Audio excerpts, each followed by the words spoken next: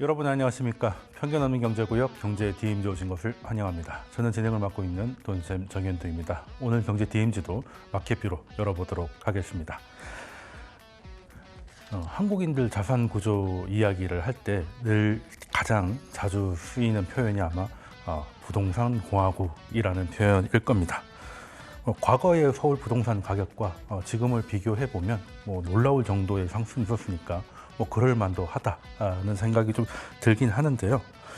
또 그리고 주변에 좀 소위 말해서 돈 좀 있으신 분들 어떻게 돈을 버셨냐 보면 사업하신 분들을 제외하고는 거의 이제 부동산 쪽에서 승리를 많이 하시고 주식으로 큰 부자 됐다는 분들을 이게 찾아뵙기가 사실 어려운 것도 한 몫을 한 것 같습니다. 한때 일본이 버블 경제가 한창일 때 도로변에 걸려 있었던 문구가 참 유명했었는데요. 땅은 거짓말하지 않는다. 우리도 자주 쓰는 표현이죠. 그게 걸려 있었는데 지금 우리나라는 땅도 땅이지만 이제 강남은 거짓말하지 않는다. 강남 불패가 지금도 이어지고 있으니 아이들도 강남 불패는 무슨 뜻인지 알고나 쓰는지 모르겠습니다만 이제 흔히 쓸 정도의 하나의 관용구가 되어버린 것 같습니다. 그런데 유독 우리나라 사람들만 이렇게 부동산을 좋아하는 걸까요? 그렇진 않을 겁니다. 흔히 헐리우드 영화를 봐도 부자를 표현할 때 유명한 곳에 대저택을 보여주지 휴대폰을 열어서 주식 창고로 보여주는 장면은 드무니까요. 우리만 그런 게 아니라 좋은 땅에 고급스러운 주택 혹은 아파트 같은 것들은 한국인의 민족성이 아니라 인간의 본성이라고 봐야 되겠죠. 그래서 우리만 꼭 그런 것은 아니다라는 것인데 왜 유독 자산 구조에서만큼은 이렇게 부동산이 80% 이상을 차지하고 있는가를 생각해 보면 부동산이 잘 돼서기보다는 사실 주식시장에서 돈을 벌기가 굉장히 좀 힘들었다는 것을 봐야 될 것 같죠. 물론 우리나라 주식시장이 일단 변동성이 크고 한 것들 다 이해가 됩니다만은 거기에 제도가 그렇게 설계되어 있다는 겁니다. 지금 상법에 대한 개정은 개정됐고 개정이 계속 진행 중에 있는데 세법에서만큼은 뭔가 같은 정부의 의지가 느껴지지 않을 정도로 좀 혼란스럽고 또 여론의 문매를 맞기도 하면서 지금 후퇴 아닌 후퇴를 좀 하려는 모습도 없지 않아 보이고는 있는데 이것들을 가만 보면 부동산 같은 경우는 서울 같은 주요 도시에 그리고 적당한 상급지 정도에다가 집을 사두고 장기 보유하면 크게 상승한다는 것은 우리가 경험적으로 알 수 있겠습니다만 주식에서 우리가 다 알만한 우량주에 장기 투자를 하게 되면 결국에는 그 사이에 보유하고 있는 사이에는 받는 배당이 혹시 예금 이자와 겹쳐서 어느 정도 금액을 넘어가면 절반 정도는 또 세금으로 뱉어내야 되고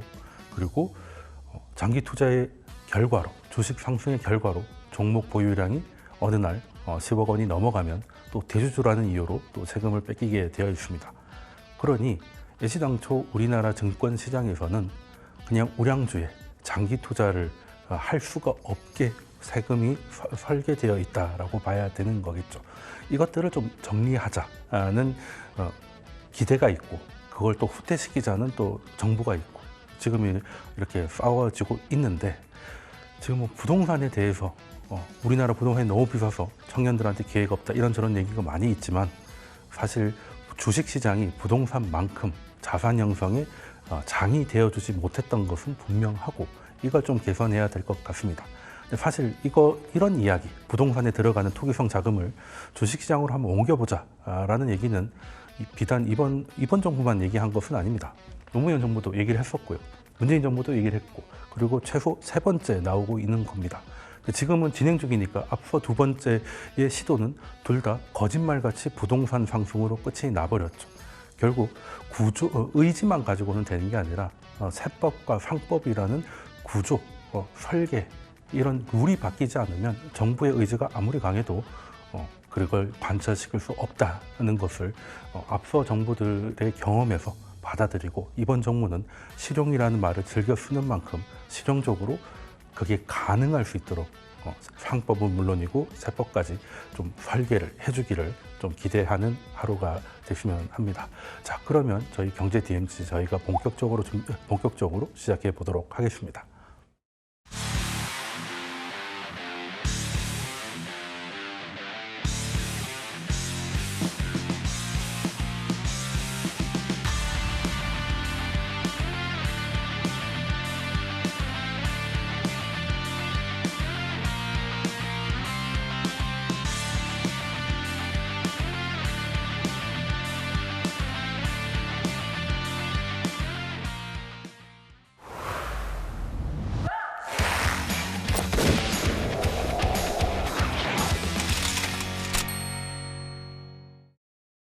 시장의 주요 이슈 깊이 있게 다뤄보는 딜코노미 시간입니다. 오늘도 두 분의 딜러분 모셨습니다. 그레너리 투자자문의 이완수 대표님 그리고 원리버의 강하나 대표님 오늘 처음 모셨습니다. 두 분 반갑습니다. 안녕하세요.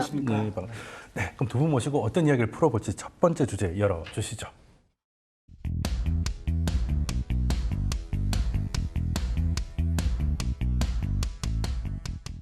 네.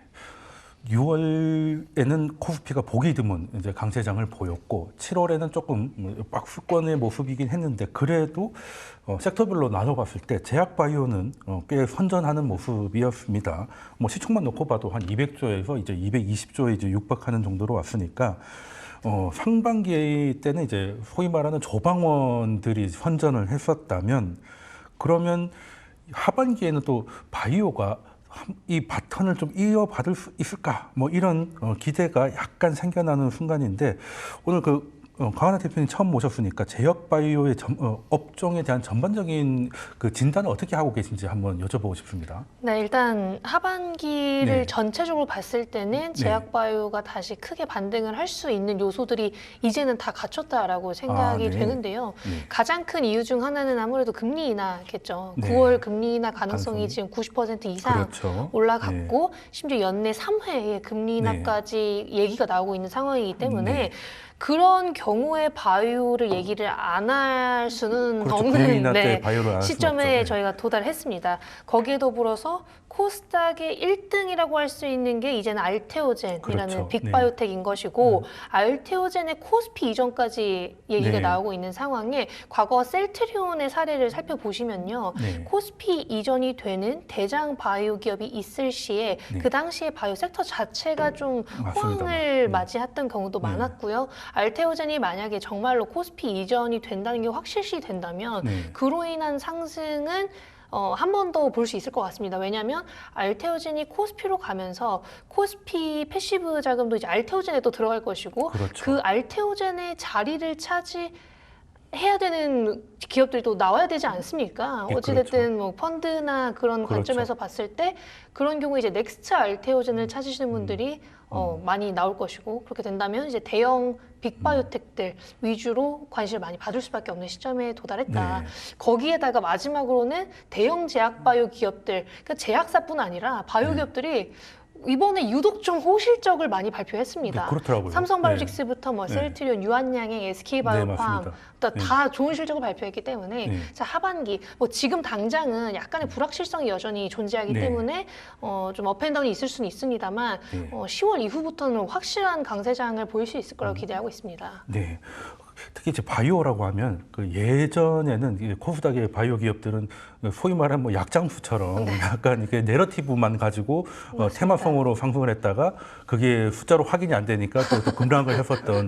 네. 그래서 바이오 하시는 분들이 지금은 이제 코인이 있지만 코인 없던 시절에는 변동성을 좋아하시는 분들이 이제 바이오를 많이 하셨어가지고 제 지인 아버님도 그 말씀하신 셀트리온으로 크게 한번 수익을 내신 이후로는 다른 주식을 아예 보지도 않으시는데 물론 거기서 벌어서 거기서 다 읽긴 했습니다만 참 그런 기억이 나는데 지금 말씀하신 대로 근데 그런 바이오 기업들이 진짜 이제는 빅파마 쪽으로 진짜 가고 있더라고요. 그 네. 건강해진 건 분명한 사실인 것 같습니다.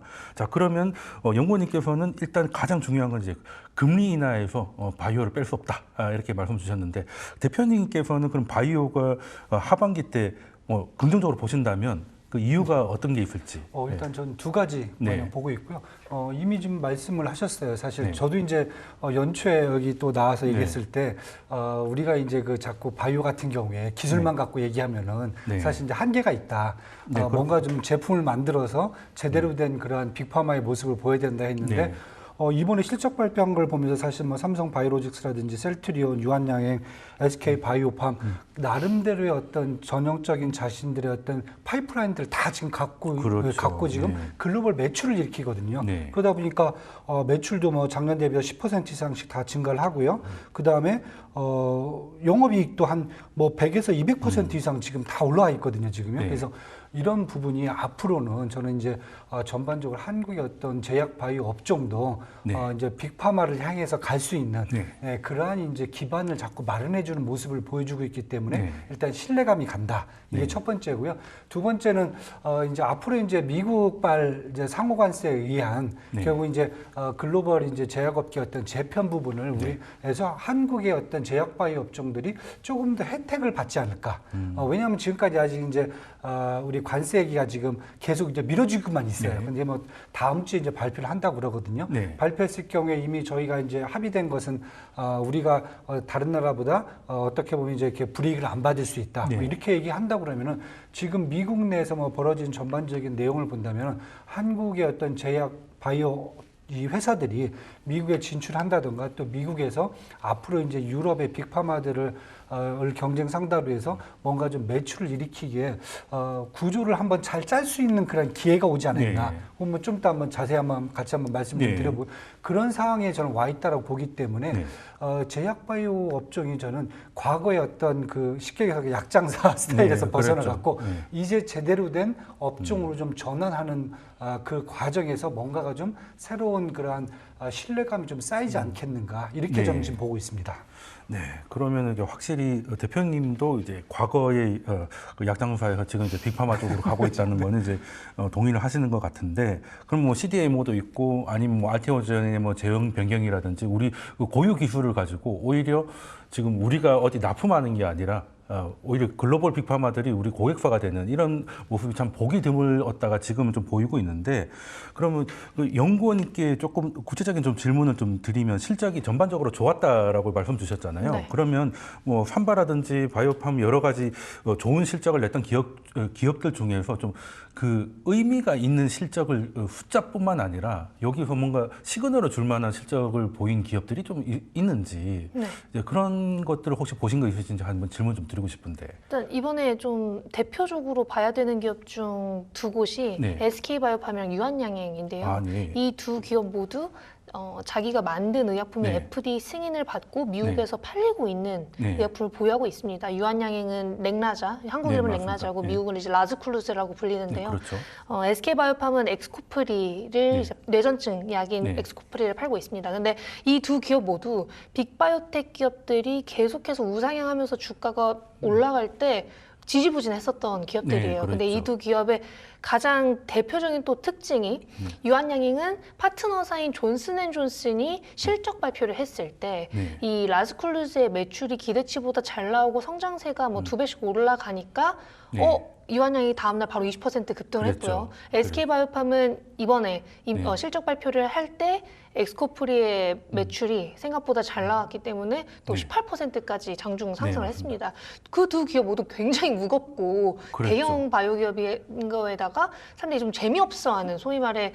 완전 대형 제약사인 네, 거잖아요. 맞습니다. 근데 이 두 기업 모두 결국에는 실적으로 보여준 것이고 물론 또 실적 이후에 또 많이 빠지긴 했습니다만 그렇게 본인들이 팔고 있는 의약품의 매출이 네. 계속해서 큰 틀에서만 우상향하고 있다면 이런 기업들의 경우에는 결국에는 그냥 계속 매출이 올라갈 수밖에 없는 구조거든요. 네. 왜냐하면 한 번, 두 번 처방을 하는 게 1, 2년까지는 네. 왔다 갔다 할 수 있는데 이렇게 3, 4년 정도 네. 혹은 그 추이가 계속해서 올라간다면 네.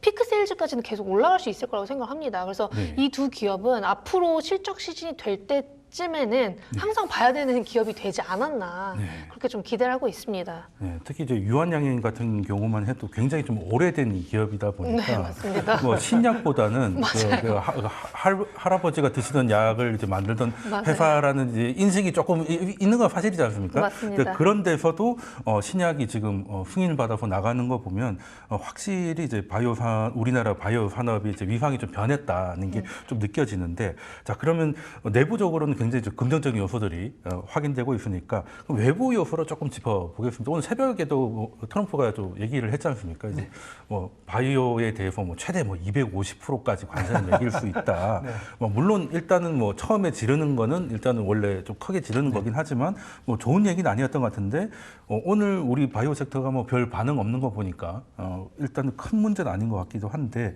자 그러면 트럼프는 사실 관세보다는 약가를 그쵸. 누르려고 네, 맞아요. 하는 게 어떻게 보면 이제 바이오 업체들한테 좀 부담이 될 수 있겠다는 좀 걱정이 있고, 그리고 어쨌든 이것도 관세의 영역에 있을 것이고, 그러면 그 긍정적인 건 금리 인하고 부정적인 건 관세와 이제 약가 인하인데, 이 두 개를 섞어서 합쳐봤을 때 어느 호재가 강할지 악재가 강할지가 조금 헛갈리거든요. 대표님이 보기에는 어느 쪽이 더 무게 중심이 있다고 보십니까? 사실 뭐 제약 바이오 업종 내에서는 지금 금리 인하는 뭐 전반적인 수혜를 줄 수가 있어요. 그렇죠. 그런데 트럼프의 관세라든지 약가 인하는 저는 종목별 업종별로 그 안에서 이제 하위 업종별로 차별화를 주지 않겠는가.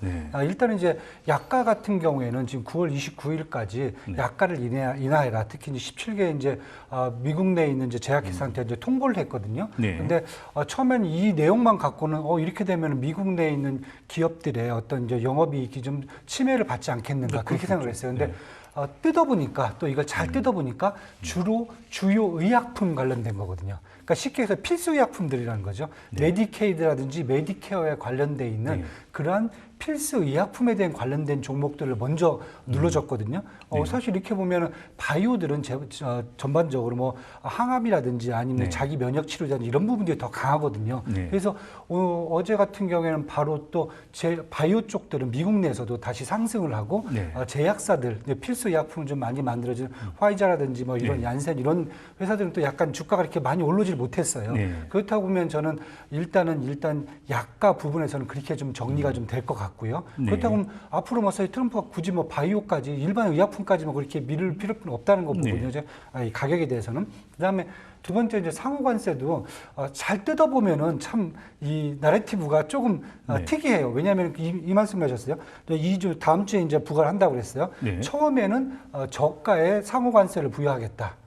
왜냐하면 사실 지금부터 부여해버리면 인플레이션이 확 올라버리거든요. 그렇죠. 왜냐하면 유럽발 지금 빅파마들이 갖고 들어간 수입품들 같은 경우에는 사실 이미 이 회사들이 올해 1월 초에 트럼프 관세를 대비해 갖고 약가를 벌써 올려버렸어요. 밀게 올렸고.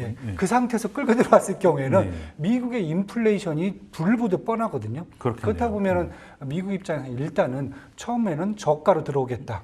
그거고 1년에서 1년 6개월 정도 유예 기간을 준 다음에 그 다음에도 이 기업들이 이제 뭐가 이제 문제가 있었다. 그럴 경우에는 이제 150에서 250으로 순차적으로 올려버리겠다라고 지금 얘기를 한 거거든요. 그래서 지금 시장에서 보는 것은 일단은 지금 이제 8일부터 이제 상호 관세가 시작이 되는데 평균 관세율이 지금 몇 달까지 부과된 걸 다 계산해 보면 한 18% 정도가 나온다는 거죠. 그래서 지난번에 말씀드렸지만 20%가 넘어갔을 경우에는 인플레이션은 되게 부담이 커요.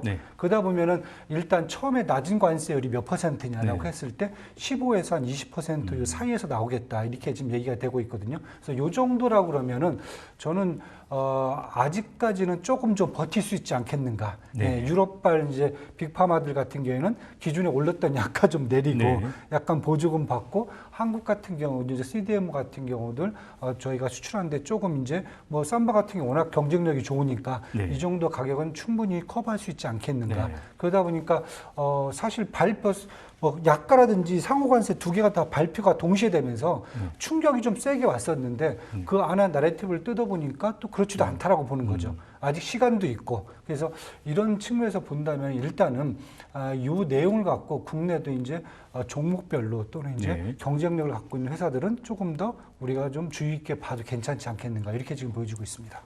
그러면 충격이 없진 않아도 이제 흡수할 수 있는 정도는 되는 것 같다라고 진단해 주셨는데, 그러면은 강 대표님께서는 이제 이게 호재와 약재를 합쳤을 때 어느 쪽이 더 힘이 더 강하다고 보시는지 같은 질문 드린다면. 사실 아직은 불확실성이 저는 여전히 있다고 생각을 하고 있고요. 이 250%라는 수치 자체가 거의 실현이 불가능한 수치이기 때문에 그냥 약간의 협박 정도로 받아들이는 게 제일 맞고, 지금 우리나라뿐만 아니라 전 세계적으로 다 그냥 트럼프가 오버해서 저렇게 얘기를 한다라는 인식이 있기 때문에 이제 하락을 이제는 더 이상 하지 않는 시기까지 이제 도달을 했습니다.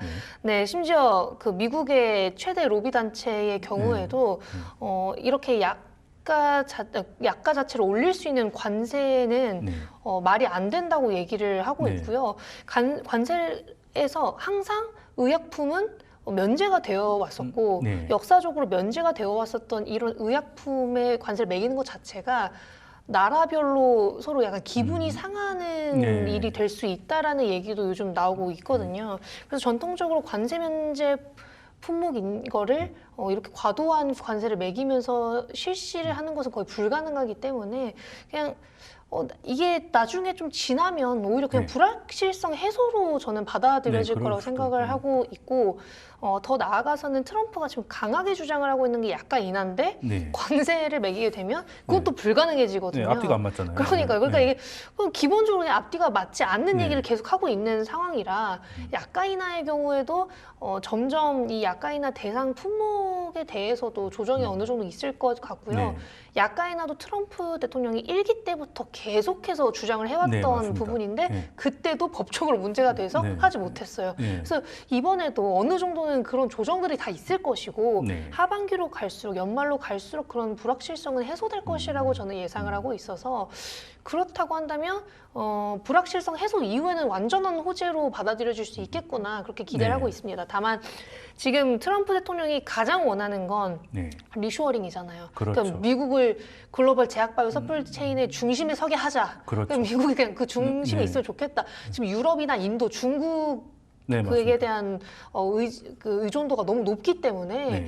그런 걸 고려했을 때 그냥 트럼프 대통령은 미국에 공장을 짓는 것을 원하고 있는 것이고 네. 지금 대형 제약사들 15군데 이상이 뭐 몇십억 달러씩 몇백억 네. 달러씩 미국에 투자를 한다고 이미 발표한 상황에서 네. 이런 로비를 제쳐주고 관세를 크게 매긴다는 것은 그걸 받지 않겠다라고 얘기를 한 것과 그럴 수 다르지 않습니다. 그래서 저는 앞으로 연말로 갈수록 네. 이런 불확실성은 해소가 되고 그게 네. 제약바이오 섹터에 있어서 국내외 모두 네. 큰 호재로 작용할 수 있을 거라고 예상을 하고 있습니다. 네.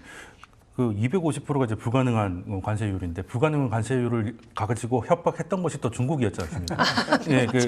예, 중국에게도 결국에는 이제 현실적으로 좀 돌아오긴 했는데 저는 이 얘기가 나오기 직전에 나온 뉴스가 관심을 좀 저한테는 좀 끌었던 게 스위스가 지금까지는 협상이 안 되고 있었다가 스위스에서 이제 워싱턴으로 협상단이 출발한다고 한 뉴스가 나오고 나서 얘기를 했으니까 스위스의 노바티스 같은 곳에서 좀 더 리쇼어링을 좀 하기 위해서 압박을 하는 게 한마디로 이제 스위스 분들 어서 오십시오라고 이제 얘기한 게 아닐까 저는 그렇게 생각했는데 대표님도 비슷하게 받아들이고 계신 것 같습니다.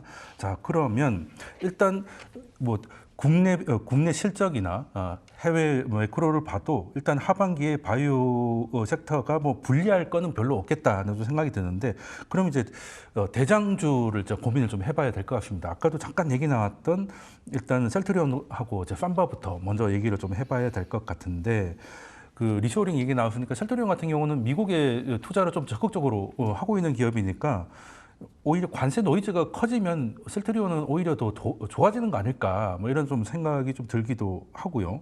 그러면 이제 셀트리온에 대해서 대표님의 진단은 뭐 삼바도 같이 말씀해 주시면 좋을 것 같고요. 네. 사실 뭐 셀트리온 투자하신 분들을 항상 걱정한 게 다 좋은데 네. 주가만 안 오른다. 주가만 안 올라요. 그래서 지금 뭐 오늘도 보니까 17만 8천 원대에서 왔다 갔다 하고 있는데 사실 저는 이제 아까 우리 이제 연구원님이 얘기했던 이제 SK 바이오팜이라든지 유한양이 뭐 당연히 좋게 보고요.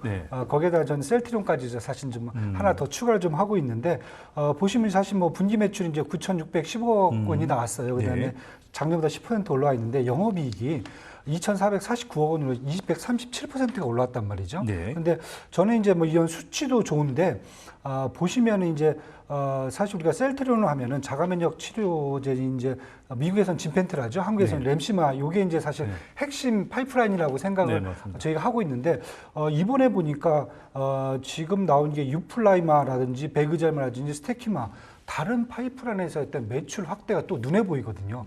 다른 것도. 이것도 다 이제 FDA 승인 받아서 지금 미국에서 판매가 하고 있는 거니까요. 그렇다고 보면 저는 만약에 지금 이제 서정주 회장이 지금 적극적으로 이제 미국 내 바이오 공장 인수를 해갖고 뭐 6천억 원 정도 이제 규모로 해갖고 올해 한 10월 말에는 인수 마무리하고 바로 생산 라인을 구축하겠다라고 지금 얘기를 하고 있거든요. 그렇다고 보면 사실 어떻게 보면은 지금 셀트리온 같은 경우에는 가장 큰 그러한 호재를 잡은 게 아닌가. 왜냐하면 기존에 있던 뭐 우리가 그 진펜트라든지 램시마뿐만 아니라 전반적으로 다른 파이프라인 한 3-4개가 더 꽂힐 수 있다는 거거든요. 그렇다고 보면은 항상 이제 우리 그 서정진 회장님이 얘기하는 글로벌 빅파마로 우리가 가야 된다 얘기를 하는데 그것을 다가갈 수 있는 좀 기회가 되지 않겠는가 이런 생각을 좀 저는 지금 보고 있어갖고 그래도 지금 뭐 추정 PER이 한 46배 정도예요. 그래서 이 정도면 사실 가격이 이렇게 높은 편은 아니거든요. 네, 의료 뭐 평균 바이오 업종은 뭐 한 네. 거의 80에서 100배가 나오는 거니까요. 그러니까요. 그래서 그 정도 본다라고 하면은 저 같은 경우에는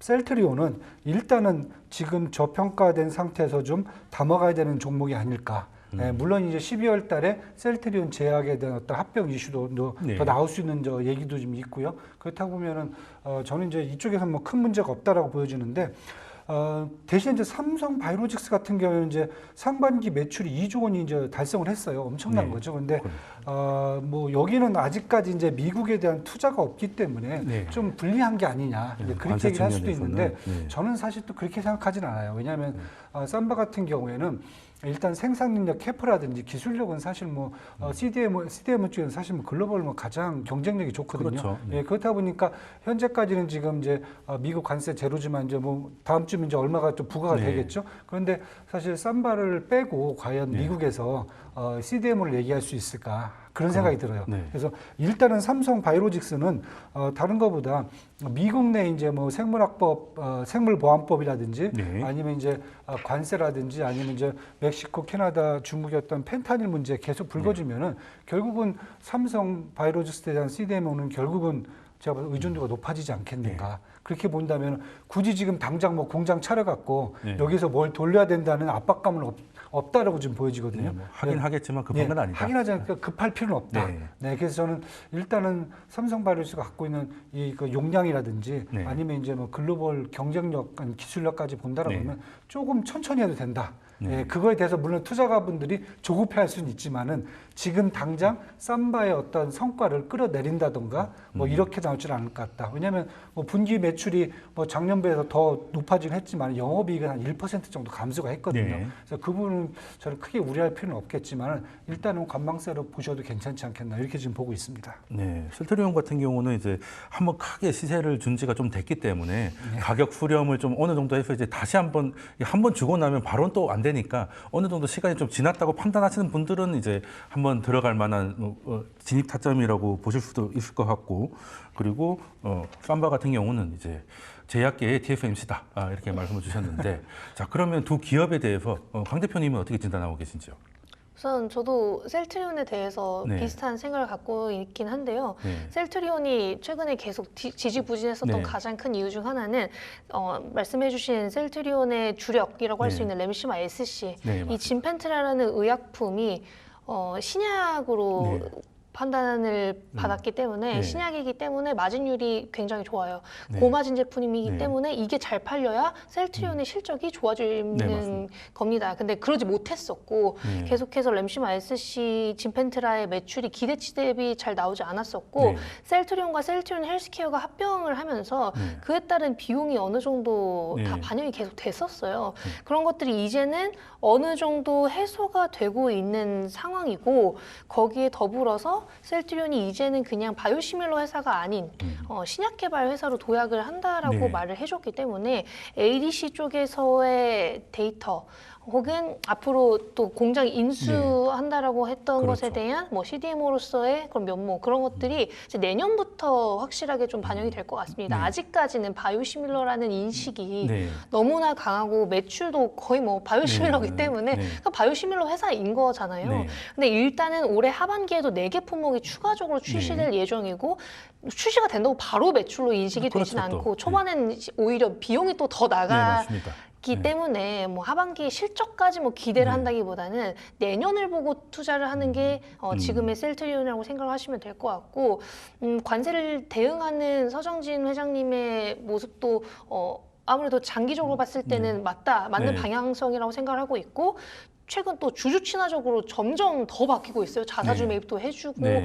계속해서 하방을 자체적으로 막아주고 있기 네. 때문에 장기적인 관점에서는 이제 박스권에 현재 갇혀 있는 상황이라 네. 하단에서는 계속해서 봐도 되는 기업이라고 생각을 하고 있고요. 이제는 기대치보다 실적이 훨씬 안 나오고 이런 거는 네. 거의 못 볼 거라고 생각을 하고 있습니다. 근데 삼성바이오직스의 경우에는 뭐 관세로 인한 타격이 당연히 있긴 있겠죠. 다만 이제는 분할을 하게 네. 되지 않습니까? 9월 29일에는 또 주식 매매 네. 정지 기간이고 10월 29일에는 재상장일인데요. 네, 맞습니다. 이 기간들을 또 고려했을 때 저는 장기적으로 분할이 좋은 선택이라고 생각을 합니다. 네. 그럼 TSMC를 말씀해 주셔서 제가 네. 저도 항상 설명을 드릴 때 네. 똑같이 말씀을 드리는데요. 어찌됐든 TSMC가 삼성전자보다 성공을 했을 네, 수 네. 있었던 가장 큰 이유는 고객사와 경쟁을 하지 않아서도 그렇죠. 한몫하지 않습니까? 네.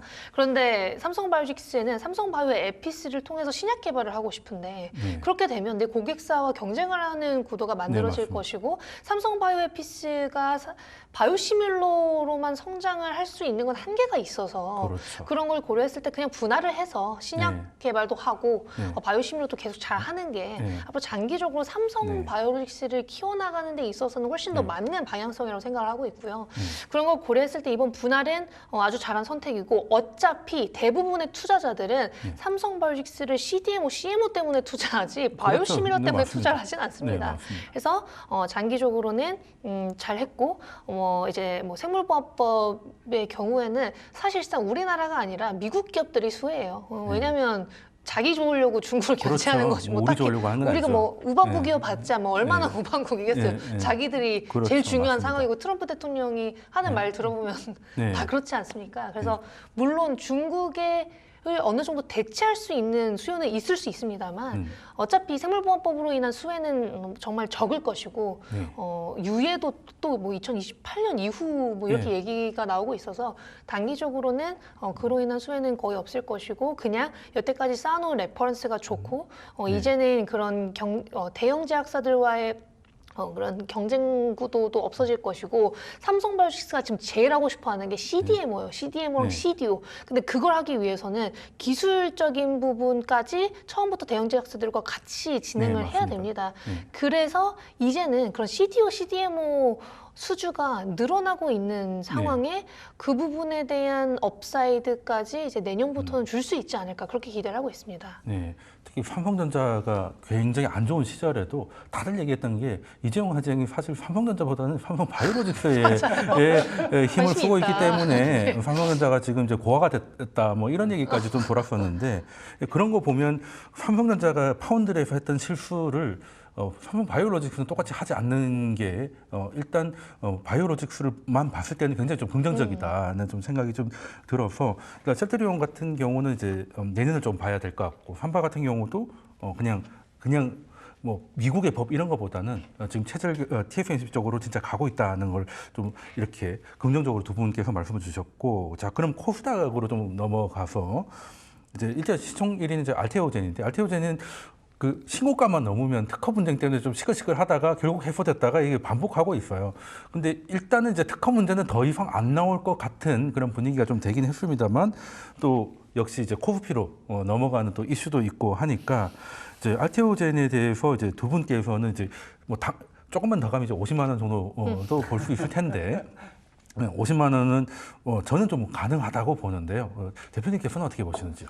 뭐 전고점이 50만 8천 원이었기 네, 때문에 그러니까. 뭐 전고점은 저는 뭐 큰 문제 없다고 돌파는 뭐 보는데 크게. 이제 그 다음이 저는 이제 그럼 이것을 뚫고 더 이제 한 번 단계 더 네. 업그레이드 될 수 있겠는가에 네. 대해서는 일단은 이제 퀘스천 마크를 좀 걸어요. 왜냐하면은 알테오젠 같은 경우 사실 뭐 계속 지난번에도 제가 말씀드렸지만 여기가 이제 무슨 뭐 바이오 제품을 생산하는 곳이 아니라 사실 기술이거든요. 그러다 보니까 이제 피하 주사처럼 플랫폼인 ALT-B4가 일단 FDA 승인을 받았으면은 이제 받았고 그다음에 이제 MSD라든지 아이니치, 산기호 등 6개 제약사가 기술 이전을 받았어요. 받았고 매출도 지금 일단은 뭐 2020년 올해죠. 한 2,315억 원까지 해서 작년보다 한 124% 더 잡아놓은 상태거든요. 그래서 이 정도 상태로 잡아놨고 그다음에 뭐 PR도 지금 한 210배까지 지금 올라와 있는 거 보면은 포워드 PR도 저는 일단 이번 기술을 갖고 나올 수 있는 것은 다 끝나지 않았는가.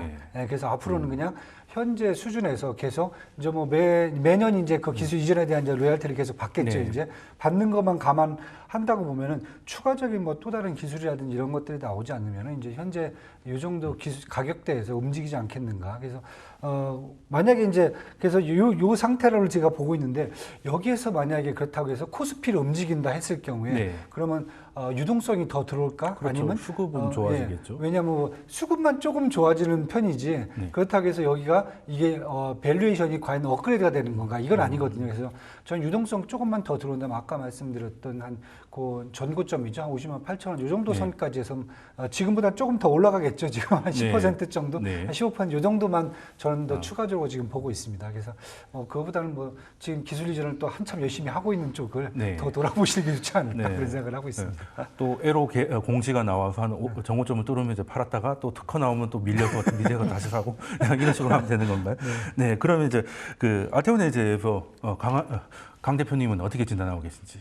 일단 알테오젠의 코스피 이전은 아까 네. 말씀드렸다시피 셀트리온 사례랑 그냥 네, 많이 거의 비교들 하세요. 근데 네. 셀트리온이 코스피 이전을 하고 한 달 동안 30% 정도 올랐었거든요. 네. 1년으로 하면 또 마이너스 20%이긴 해요. 네. 그런데 이제 단기적으로는 상승을 많이 네. 야기했고 결국에는 1년 뒤에 하락을 했었던 이유가 코스피 이전을 하고 나서 실적이 막 좋게 안 나왔기 네. 때문입니다. 네. 그런데 이제 알테오젠의 경우에는 실적이 꺾일 일이 이제는 아예 없거든요. 네, 그렇죠. 일단 키트르다 SC가 10월 1일에 출시가 네. 되고 출시가 된 이후에 계속해서 매출이 나올 거고 네. 그에 따라서 로열티를 알테오젠이 네. 계속해서 받을 텐데 그걸 고려했을 때 키트루다 현재 팔리고 있는 2025년 올해의 매출 예상치가 거의 40조 원 정도잖아요. 네, 그렇죠. 그런 걸 고려했을 때 이 12개월에서 18개월 이내에 키트르다 IV에서 SC로의 전환율을 머크의 대표가 지금 30에서 40%로 그렇죠. 잡고 있어요. 그런 걸 생각을 해봐도 그냥 심플하게 알테오젠은 그냥 몇천억 원 계속 매년 네, 들어오는 로열티로 깔고 거고 가는 거죠. 뭐 네. 올해는 아닐 수 있죠. 왜냐면 출시 첫 해고 네, 두 그렇죠. 달밖에 네, 안 그러니까요. 파니까. 네. 근데 두세 달밖에 안 파니까. 근데 결국에는 매출이 꺾일 일이 아예 없다는 점, 코스피로 네. 이전한 이후에 계속해서 좋은 이슈가 나올 수밖에 없다는 네. 점. 이 키트르다 SC만 생각을 할 게 아니라 사노피의 듀피젠트 네, SC 맞습니다. 제형도 알테오젠이 그렇죠. 지금 진행 중이지 않습니까? 근데 듀피젠트도 지금 20조 원 팔리고 네. 있는 약이거든요.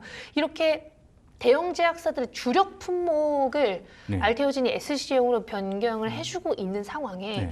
그 품목들이 계속해서 임상이 진전이 되면 뭐 임상 진전이 되면서 또 마일스톤도 계속 중간중간 들어오고 네. 상용화 후에는 로열티가 계속해서 쌓이는 네. 구조라서 알테오젠의 경쟁 상대라고도 할 수 있는 할로자임의 경우에도 매출 성장세가 좀 가팔라졌었습니다. 네. 한동안 가팔라졌었고 사실은 최근에 그러지 못했던 이유가 대형 제약사들이 이제 할로자임과 계약을 하지 않아요. 네.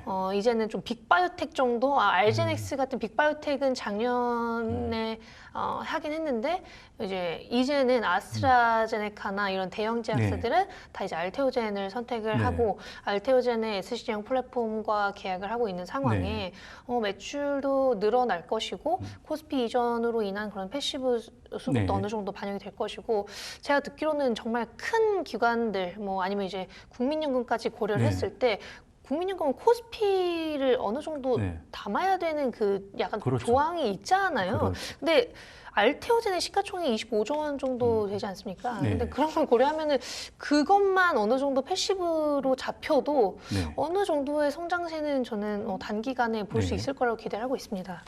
네, 특히 셀트리온하고 알테오젠하고 이제 둘 다 비교를 하는데 사장님의 성격은 두 분이 두 회사가 굉장히 달라가지고 서정 부장님은 이제 희망을 좀 많이 주시는 그런 네. 분이고 알테오젠 사장님은 다 되고 나서 이야기를 해서 주주들이 그럴 것 같으면 왜 말을 안 하셨냐 뭐 이렇게 좀 원성 아닌 원성은 좀 있는데 그렇기 때문에 또 알테오젠이 된다고 하면 그냥 됐다고 보면 된다 네, 뭐 이런 맞습니다. 마음이 있는데 어쨌든 뭐 제형 변경이니까 변경할 약들이 많으면 이제 변경한 것들을 로열티를 받고 이제 앞으로 가는 이제 애로가 있으니까 이제 나쁘지 않을 것 같다는 알테오젠에 대한 진단까지 듣고요. 그럼 이제 두 번째 주제 이어가도록 하겠습니다.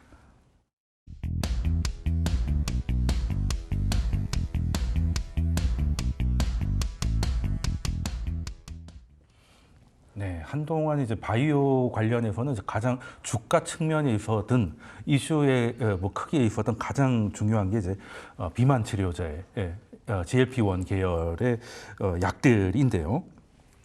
근데 최근에 이제 위고비 판매량이 이제 처음으로 피크아웃했다라고 해서 그날 그래서 인터넷에는 위고비의 효과가 정말 대단하다. 어떻게 주가까지 저렇게 20% 뺄 수 있느냐. 뭐 이런 얘기까지 농담 아닌 농담이 좀 돌았었는데 그리고 마운자로도 이제 시장 국내에도 이제 8월에 출시가 되죠.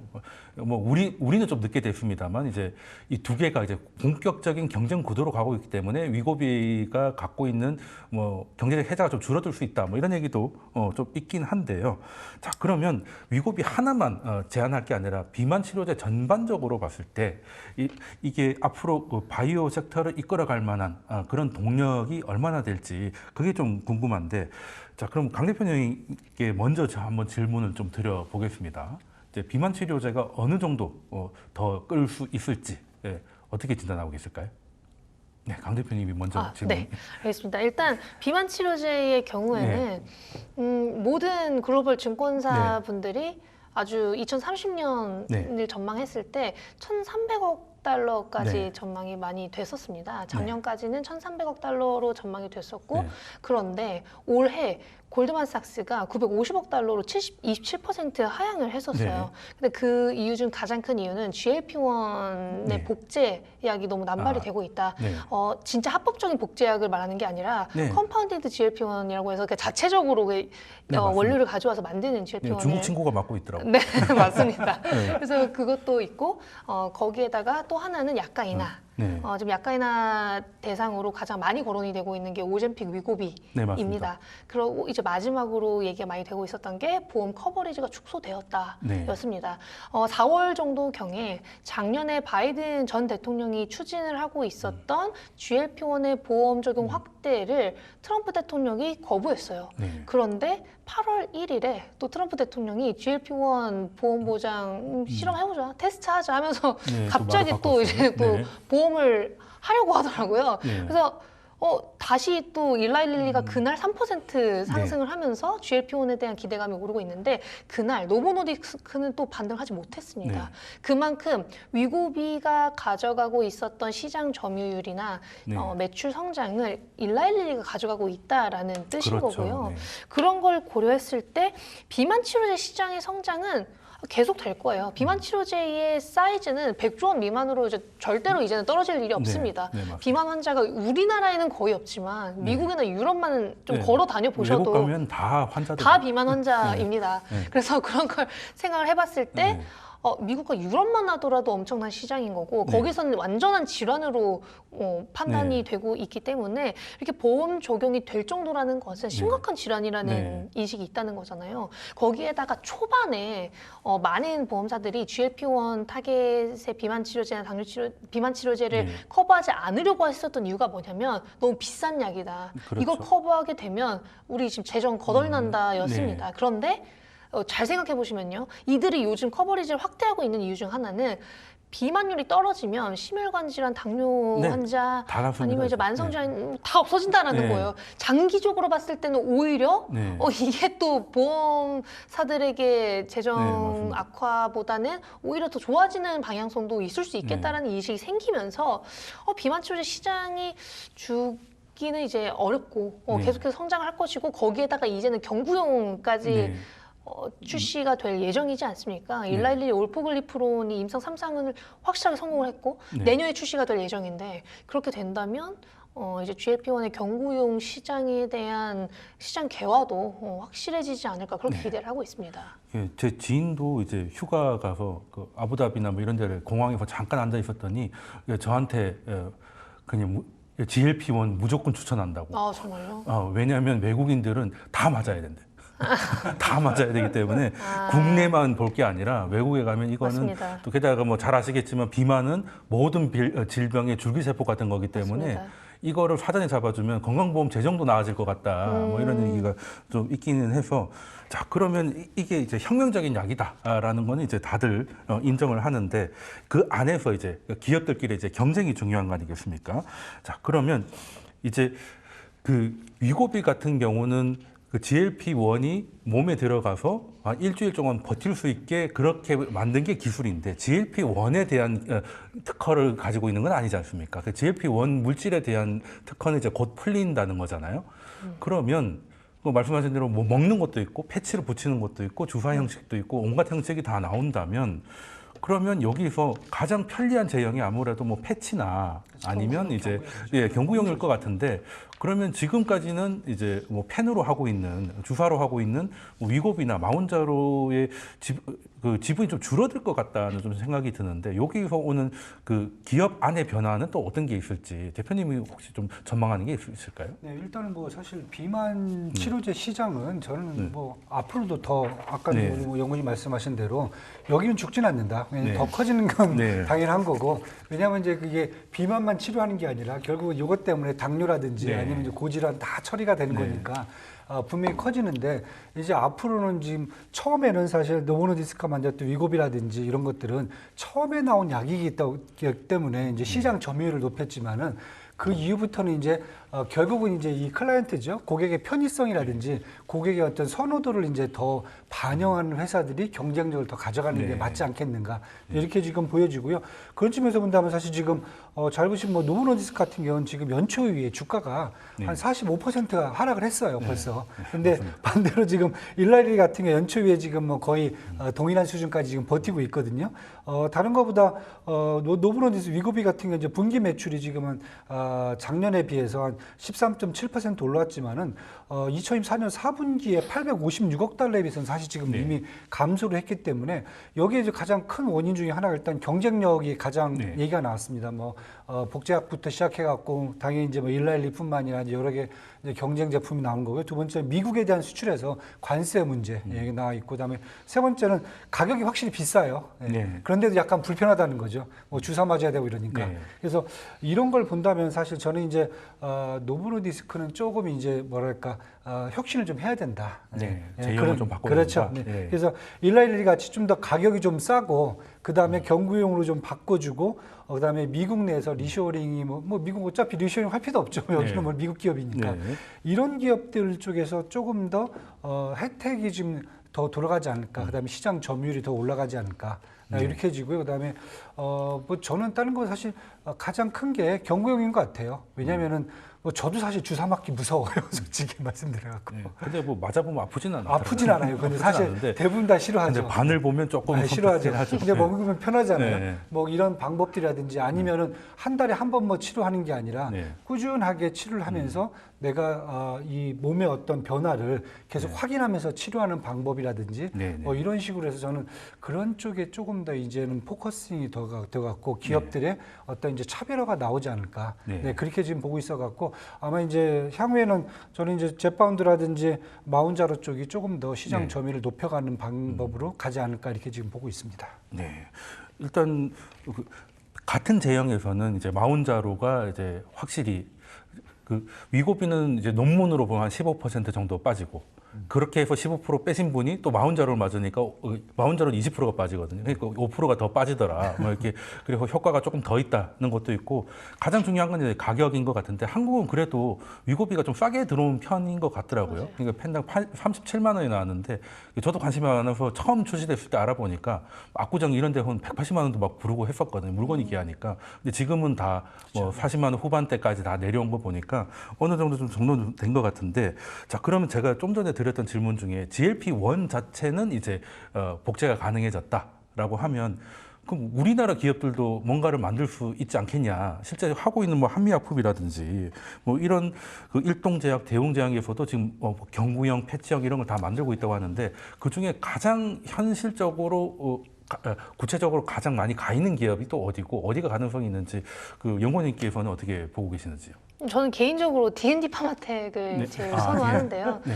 D&D 파마텍의 경우에는 네, 주가 좋았죠. 자기가 다 하는 게 아니라 비만 치료제는 거의 이제 메세라라는 글로벌 네. 빅바이오텍의 라이선스 아웃을 한 네, 상황입니다. 맞습니다. 그리고 메세라의 경우 화이자의 인수 상대로 정말 자주 거론이 될 정도로 네. 각광을 받고 있는 기업인데요. 네. 메세라가 올해 말 정도에 네. 경구용 비만 치료제 2건에 대해서 4주 효능 네. 데이터를 발표할 예정입니다. 그래서 저는 그 데이터가 아마 제일 중요한 데이터가 될 거라고 예상을 하고 있고요. 네. 오늘 또 이제 화이자가 비만 치료제 하나 더 실패했다고 보도 자료가 나왔어요. 네, 뭐 포기했다 뭐 지금 이런 몇 얘기 번째인지는 모르겠는데 네, 네. 그런 걸 고려했을 때 이제 정말 좋은 기업을 사야 되는 시점에 네. 도달했고 인수를 할 거라고도 얘기를 다시 했거든요. 네. 그럼 인수 대상자를 많이 이제 스크리닝을 할 거라고 저는 생각을 하고 있고 그래서 이제 D&D 파마텍을 가장 좋게 보고 있는데 뭐 지금 아직 데이터도 보지 못한 4주 효능만 보고 어떻게 알아요라고 하실 네, 수 뭐 있습니다. 그렇군요. 그런데 D&D 파마텍의 경우에는 이 비만 치료제가 핫해지기 이전부터 GLP-1 타겟의 치료제를 개발하던 기업이에요. GLP-1 전문 기업인 거고 펩타이드 전문가입니다. 이슬기 대표님이. 네. 그래서 그것만 보더라도 지금 막 비만이 핫하다, 나 또 비만 치료제 네. 할래, 코로나 핫하다, 코로나 치료제 할래 하는 네. 기업들과는 저는 좀 결이 다르다고 네. 생각을 하고 있고요.